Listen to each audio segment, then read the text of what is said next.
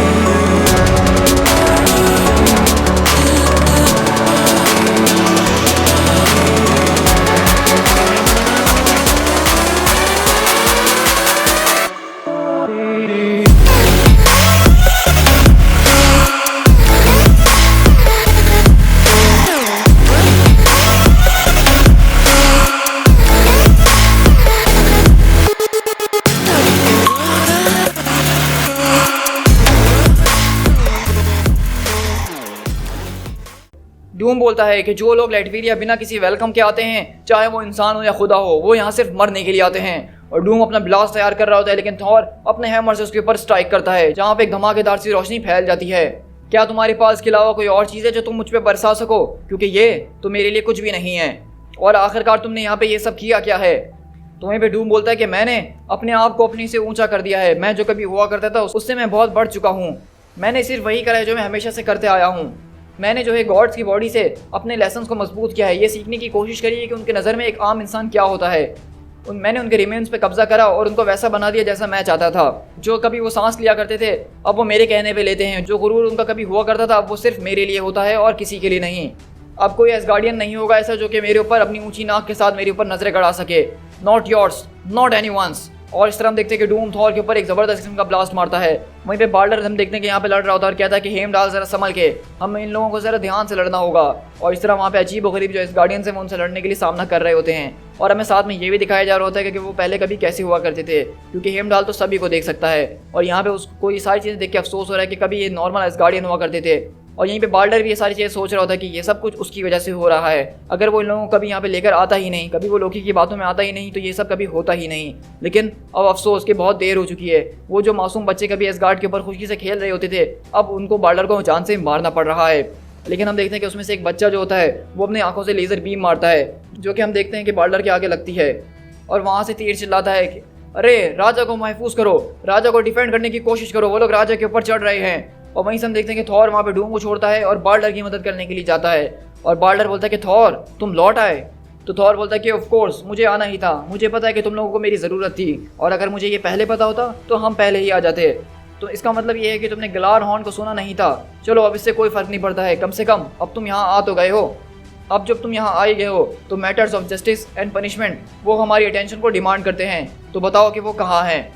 लेकिन वहीं पे हम देखते हैं कि डूम अपने कैसल से बाहर निकलता है केल्डा की बॉडी को अपने हाथ में लिए हुए और कहता है कि आज के बाद अब ये नहीं कहना कि डूम ज़रा भी मेहरबान नहीं है। ये लो जिस गॉडेस के लिए तुम लोग आए थे उसको ढूंढते हुए, कम से कम अब जो उसका बच्चा कुछ है वो मैं तुम्हारे हवाले करता हूँ। और इस तरह हम देखते हैं कि वहाँ पे केल्डा की बॉडी को आसमान में उठाता है और बोलता है कि अब मुझे इसकी कोई ज़रूरत नहीं है, जो मुझे चाहिए था मैं ले चुका हूँ, ये लो और इसको अपने साथ ले जाओ। और हम देखते हैं कि डूम ने यहाँ पे केल्डा की बॉडी को उठा के वहाँ उनकी तरफ फेंक दिया होता है। मतलब इसमें कितनी ज़्यादा बेइज्जती है और कितना ज़्यादा इनह्यूमन है ये आप अंदाज़ा लगा ही सकते हैं। और थॉर और बाल्डर और तीर वगैरह ये सब चीज़ें देख रहे होते हैं कि डूम इतना ज़्यादा हरामी इंसान है, इतना ज़्यादा कुत्ता कमीना इंसान है कि उसने एक लड़की को जिसको उसने जान ली है अब उसको मारने के बाद इस तरह से उठा के फेंक दिया हो। और वहीं पर डूम बोलता है कि इसको लो और यहाँ से फ़ौरन दफ़ा हो जाओ। और यहीं से हम देखते हैं कि सब उसकी तरफ आते हैं कि केल्डा केल्डा क्या तुम ठीक हो। लेकिन वहीं पे थॉर बोलता है कि बस बहुत हो गया डूम, बहुत हो गया। और हम देखते हैं कि थॉर अपने म्योनर की फुल पावर को चैनल करता है और एक जोरदार बिजली के झटके के साथ डूम के ऊपर कूदता है। लेकिन हम देखते हैं कि वो दरअसल डूम होता ही नहीं है। इस बार इसने फिर दोबारा से अपनी जो है एक डूम बॉट को यहीं पर रखा हुआ था जिसका इस्तेमाल वो यहाँ पे कर रहा था इन लोग को तंग करने के लिए, क्योंकि हम देखते हैं दरअसल जब थॉर ने अपना इस बिजली के झटके को उसके ऊपर मारा होता है इसके कैसल पे आके, तो उसकी जो सारी की सारी पावर है उसको डूम ने जो है एक इंजन के अंदर जो है एब्जॉर्ब कर लिया होता है, जिसका वो इस्तेमाल कर सकता है। तो ये मतलब अभी जो उसने कैल्डा को फेंका था वो सिर्फ इसीलिए फेंका था ताकि थॉर को गुस्सा आ सके और वो अपनी पावर यहाँ पे आके बरसाए इन लोगों के ऊपर। और यहीं सब शिफ्ट होते हैं इस गार्डियन कैंप के अंदर, जहाँ पे हम देखते हैं कि जोरदार आसमान के अंदर बिजली कड़क रही होती है। और लोकी बोलता है कि क्या खबर है कैप्टन। थंडर को देख के ऐसा लगता है कि हमारे हाफ ब्रदर ने हमारी आर्मी को ज्वाइन कर ही लिया है। तो कैप्टन बोलता है कि बिल्कुल ठीक कहा लोकी तुमने, लेकिन देखने से ऐसा लग रहा है कि किसी ने जो है कैसल डूम से एक लाश को फेंका है जो कि बिल्कुल लाइफलेस हो चुकी है। क्या ये भी तुम्हारी किसी चाल का हिस्सा है लोकी, जो तुम करने की यहाँ पे कोशिश कर रहे हो? तो लोकी बोलता है कि अब मैं वो नहीं रहा जो तुम मुझे समझ रहे हो, वो मैं पहले कभी हुआ करता था, लेकिन अभी तुम्हें मुझे यहाँ से जाने ही देना होगा, वरना तुम सारी जिंदगी इस गिल्ड के अंदर रह जाओगे, क्योंकि मैं अभी जाके उसको बचा सकता हूँ और अगर तुम मुझे यहाँ से जाने नहीं दोगे तो वो मारी जाएगी। तो वहीं पे हम देखते हैं बार्डर पूछता है थॉर से क्या वो मारा गया है? तो थॉर बोलता है कि नहीं, वो मारा नहीं गया, ये उसी की मशीनें थी, उसने अभी भी हमें जो है तंग करने की कोशिश करी है। तो वहीं पे बार्डर पूछता है क्या वो जिंदा बचेगी? तो वो लोग कहते हैं कि नहीं, बहुत ज़्यादा मुश्किल लग रहा है क्योंकि उसकी जेंटल बॉडी के अंदर से उसका हार्ट खींच के बाहर निकाल लिया गया है। तो थॉर बोलता है कि एक और आउटरीच, ये कोई मर्डर नहीं है, ये तो बुचेरी है। तो वहीं पे बार्डर बोलता है कि आखिरकार मुझे इस सारे बातों पे विश्वास नहीं हो रहा है, क्या इस तरह का भी कोई विलन हो सकता है जो कि इतनी घिरी हरकत कर सकता है? वहीं पे हम देखते हैं कि लोकी यहाँ पे आता है टेलीपोर्ट होते हुए और कहता है कि ज़रा मुझे देखने दो, लेकिन बार्डर अपनी तलवार की गर्दन पे रखता है और कहता है कि लोकी पीछे हट जाओ, हम नहीं चाहते कि तुम्हारी गलीज़ हाथ इसकी बॉडी को टच भी करें।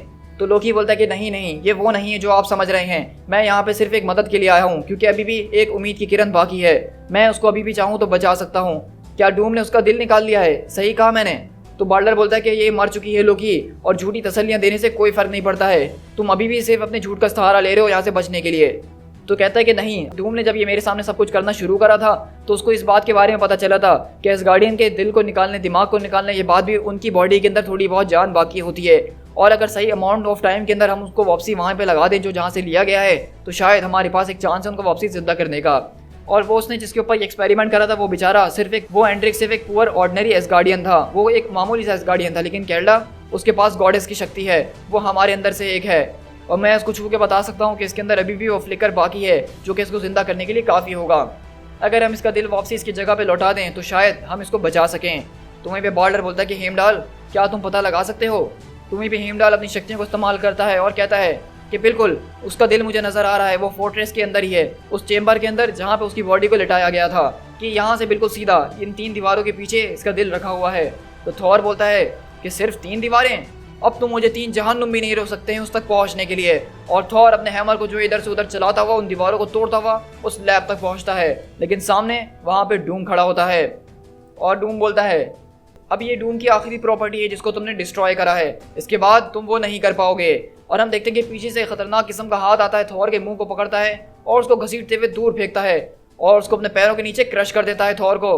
और वहीं पे डूम बोलता है कि अब मुझे तुम्हें समझाना ही पड़ेगा कि आखिरकार एक आर्मर होता क्या है, एक मशीन जो कि एक इंसान को मजबूत बनाती है, एक इंसान को वो बनाती है जो कि वो कभी बन नहीं सकता है। और जो आर्मर तुम्हारे बाप ओडिन ने बनाया था, डिस्ट्रॉयर आर्मर, वो बहुत ही ज़्यादा ज़बरदस्त है, मेरे हिसाब से उससे ज़्यादा फैसिनेटिंग चीज़ आज तक मैंने नहीं देखी है।